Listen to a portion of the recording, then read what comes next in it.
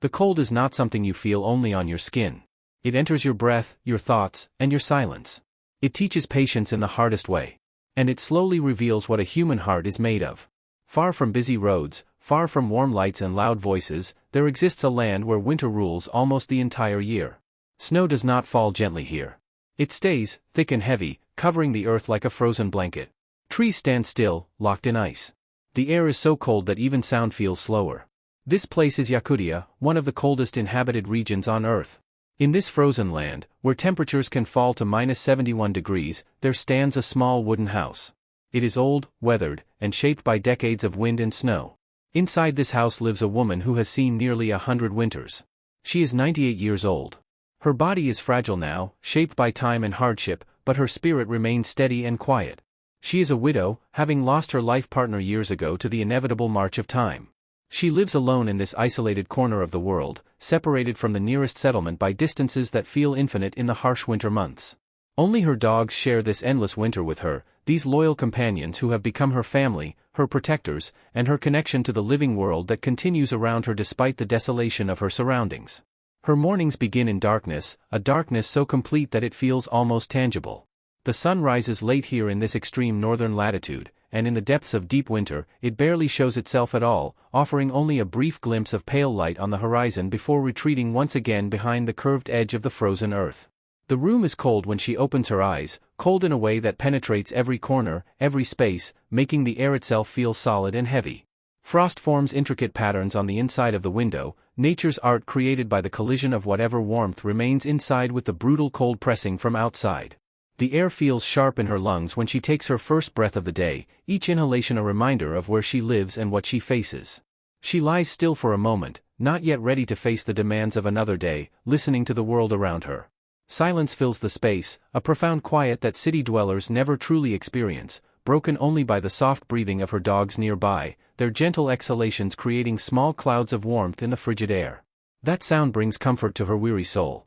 It tells her she has survived another night, that she has once again defied the odds that nature stacks against those who dare to live in such extremes. Each morning that she wakes is a small victory, a quiet triumph over the cold that surrounds her dwelling like an invisible enemy constantly seeking entry. She moves slowly, carefully, with the deliberate movements of someone who knows that haste leads to falls and falls can mean death when you live alone. Her joints ache with the familiar pain of arthritis amplified by extreme cold, and her bones feel stiff from the temperature that has seeped into her body despite the layers of blankets she sleeps beneath. She wraps herself in layers of clothing that she has repaired many times over the years, each garment a patchwork of fixes and adjustments made necessary by time and use.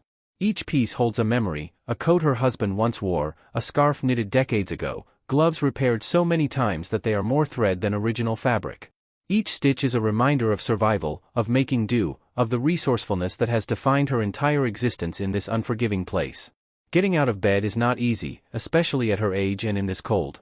Her body protests, her muscles resist, every movement requires conscious effort and determination. But she does it anyway. She always does. There is no other choice. Staying in bed is not an option when fires need tending and animals need feeding. Survival does not pause for discomfort or age. The floor is freezing, even through the thick boots she has learned to sleep in during the coldest months, when removing them would mean waking to feet too cold to move. She walks toward the small wood-burning stove with practiced steps, her feet knowing the path even in the dim light, avoiding the spots where boards creak loudest, moving with efficiency born of decades of repetition. Lighting the fire is the most important task of the day, the foundation upon which everything else depends. Without it, nothing else matters. Without heat, the house becomes uninhabitable, food cannot be prepared, water cannot be melted, and life cannot continue. She gathers dry wood from her carefully maintained supply, her hands steady despite their age and the tremor that has developed in recent years, the result of decades of hard work and exposure. When the fire finally catches, when the kindling begins to crackle and the larger pieces start to glow, a soft crackling sound fills the room, a sound that represents life, warmth, and survival. Warmth slowly spreads from the stove, like hope returning after fear, pushing back against the cold that has dominated the space through the long night, reclaiming the interior of the house 1 degree at a time. She boils water in a battered metal pot, watching as ice transforms into liquid, marveling quietly at this simple transformation that makes life possible, and prepares a simple meal. There is no variety here, no luxury, no abundance of choices that people in warmer climates take for granted. Her diet is basic, dictated by what can survive the cold, what can be stored through the endless winter, and what supplies occasionally arrive from the outside world. Bread, hard and dense, made to last. Soup, simple and warming. Sometimes a little meat if supplies allow, if someone has come from town with provisions, if her pension has arrived and she has been able to purchase something beyond the bare essentials. Before she eats, before she takes a single bite to satisfy her own hunger, she feeds her dogs. She always feeds them first. This is not sentimentality. This is survival strategy. These animals are her lifeline, and their well-being ensures her own. They watch her closely, their eyes full of trust and intelligence, their tails wagging softly as she portions out their food. They do not rush her or jump impatiently. They understand her pace, have learned her rhythms, adapted to her limitations. They wait with a patience that mirrors her own. These dogs are not just animals to her, not mere pets kept for companionship. They are her companions in the truest sense, her protection against wolves and other dangers that prowl the frozen wilderness, her connection to life itself in a place where loneliness could easily overwhelm. In the cold nights, when temperatures plunge to their most extreme depths, they keep her warm, their bodies pressed against hers, sharing the heat that means survival. In the silent days, when hours pass without a single sound beyond the wind, they keep her company, their presence a reminder that she is not the last living thing in this frozen world. Without them, the loneliness would be unbearable, would be heavy enough to crush even her resilient spirit. As she eats her modest breakfast, chewing slowly with teeth that have lasted remarkably well despite her age and circumstances, her thoughts often drift backward through the decades. Memories come quietly, unbidden, like snow falling at night, soft and persistent. She remembers when this house was new, or at least newer, when the wood still smelled fresh and the walls stood straight without the lean that age has introduced. When her hands were strong and quick, capable of work that now seems impossible to her, when she could haul wood and water without the struggle that these tasks now require. When her husband stood beside her, his presence filling the space with warmth that had nothing to do with the stove, laughing softly as they worked together on the endless tasks that survival in Yakutia demands. He was a quiet man, not given to many words, but his presence filled the space nonetheless. They built this life side by side, two people united by love and necessity, facing winters together, supporting each other through hardships that would have broken either one alone. When he passed away, slipping quietly from life one cold morning several years ago, the silence became deeper, more profound, more challenging to bear. But she stayed. Leaving never felt right, never seemed like an option despite the obvious logic that would suggest moving to a town, finding easier circumstances, living out her final years in comfort. This land held their shared life, every frozen acre containing memories of their time together. Every corner of the house carries his memory, the chair he sat in, the window he looked through, the stove he repaired countless times, the floor he walked upon. To leave would be to abandon those memories, to break the final connection she has to him. Outside, the wind howls with a voice that sounds almost alive, almost sentient in its relentless assault. It pushes against the walls, testing them, probing for weaknesses, seeking entry like an unwelcome visitor who refuses to leave. She knows this sound well, has learned to interpret its many variations. It has sung to her for decades, a harsh lullaby that has accompanied every winter of her long life. She listens carefully, with the attention of someone whose survival depends on reading natural signs, knowing when a storm is coming and preparation is needed, knowing when it is safe to step outside and when doing so would be foolish or fatal. When she finally opens the door, after completing her morning tasks and gathering her courage for the encounter with the elements, the cold strikes instantly like a physical blow. It feels sharp, almost painful, even through all her layers of protection, stealing her breath and making her eyes water. She covers her face with a scarf worn smooth by use, leaving only her eyes exposed, narrow slits through which she observes the frozen world. Each breath turns into white mist, visible evidence of the warmth her body produces in defiance of the surrounding temperature. The world outside is bright and empty, the sunlight reflecting off endless snow creating a glare that can blind the unprepared, covered in white that stretches to every horizon without interruption or variation. She moves slowly and deliberately, each step placed with care on snow packed hard as concrete by repeated freezing, checking the dog's shelter to ensure it remains strong enough to protect them from wind and cold. Her hands, protected by layers of gloves, touch the frozen wood, feeling for weakness, for boards that might need repair, for structural issues that could prove fatal to her beloved companions. Her movements are calm, methodical, learned through a lifetime of necessity, containing no wasted motion or unnecessary effort. The dogs jump gently around her, their joy cutting through the cold like a ray of sunlight, wagging their tails and pressing against her legs, grateful for her attention and care. There is no one else around for miles in any direction. No neighbors nearby to call upon in emergency, no one to share the burden of survival. Most of the village is empty now, abandoned to the cold and silence. Houses stand vacant, their windows dark and empty, slowly being swallowed by snow and time, collapsing under winter's weight. Once, in her youth and middle years, this place was full of life and human activity. Children played outside despite the cold, their laughter bright and clear in the frigid air. Families shared meals, gathered together for holidays and celebrations, creating community in the face of isolation. Laughter echoed through the cold air, and people supported one another through hardship. Now, those sounds live only in her memory, ghosts of a time when this place was truly inhabited rather than merely survived in. The young have left, seeking opportunity in cities where temperatures do not threaten life, where winter is an inconvenience rather than a constant battle. The old have died, one by one, succumbing to age, accident, or the simple accumulation of hardship that eventually defeats even the strongest. She remains, one of the last, a living link to a way of life that is disappearing from the earth. She remembers being a child herself, small and vulnerable, walking beside her mother through deep snow that came up to her waist. Her small hands burned from the cold, the pain sharp and persistent, but she did not cry. She learned early that survival does not wait for comfort, does not pause for tears or complaints. You move or you freeze. You keep going or you die.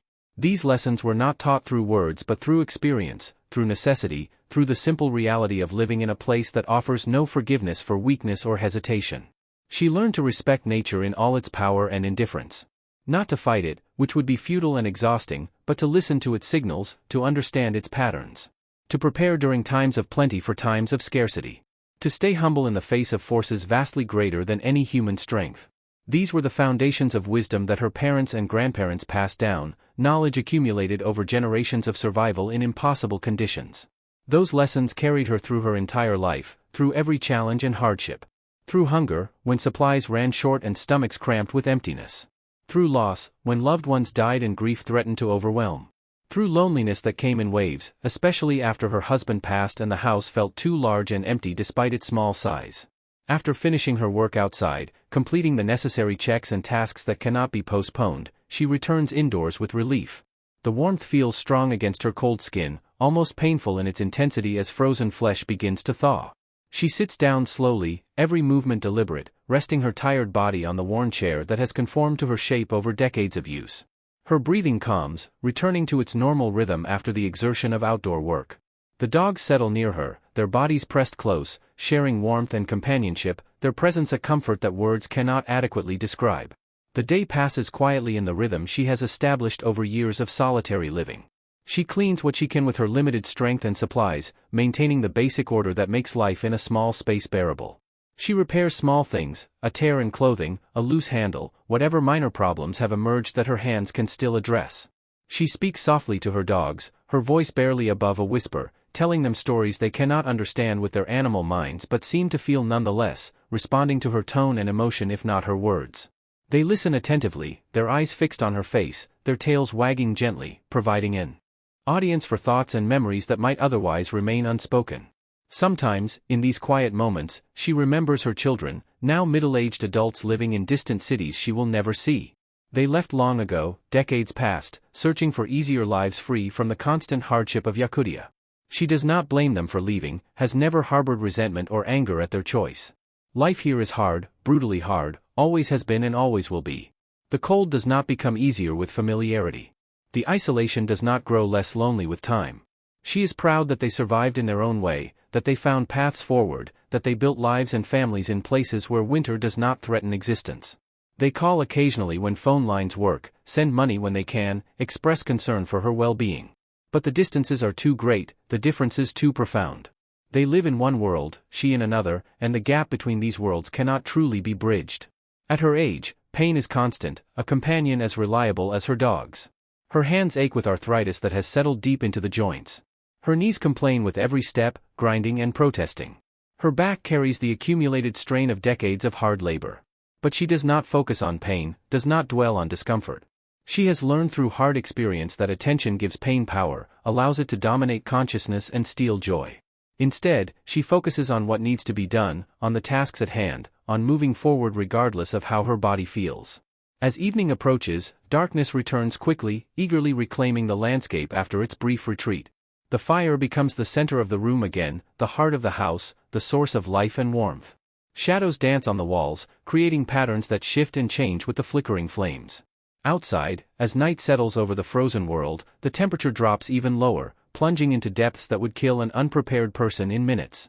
The world feels frozen in time, suspended in winter's eternal grip, as if nothing will ever change, as if spring is a myth rather than a promise. Fear sometimes visits her in these moments, uninvited but impossible to completely exclude. Quiet thoughts creep in through the darkness, whispers of vulnerability and mortality. What if she falls and cannot get up? What if the fire goes out and she cannot relight it? What if illness strikes and no one comes? What if this is the night she does not survive to see morning? These thoughts are natural, she knows, the product of age and isolation and the very real dangers she faces daily. She acknowledges the fear when it comes, does not deny or suppress it, but neither does she allow it to control her. She recognizes it, examines it briefly, then lets it pass like clouds across the sky. Fear has never helped her survive, has never solved a single problem or improved any situation. Calm thinking has. Rational action has. Steady persistence has. So she breathes deeply, focuses on the warmth of the fire, on the presence of her dogs, on the simple fact that she is alive in this moment.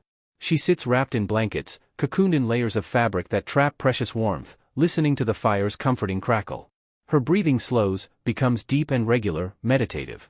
Her dogs lie close, sharing warmth in the instinctive way of pack animals, their bodies providing both heat and comfort. Their presence is grounding, pulling her back from dark thoughts to the reality of the present moment. Alive. Real. Together. She thinks about the long road her life has taken, the distance from her youth to this moment stretching across nearly a century.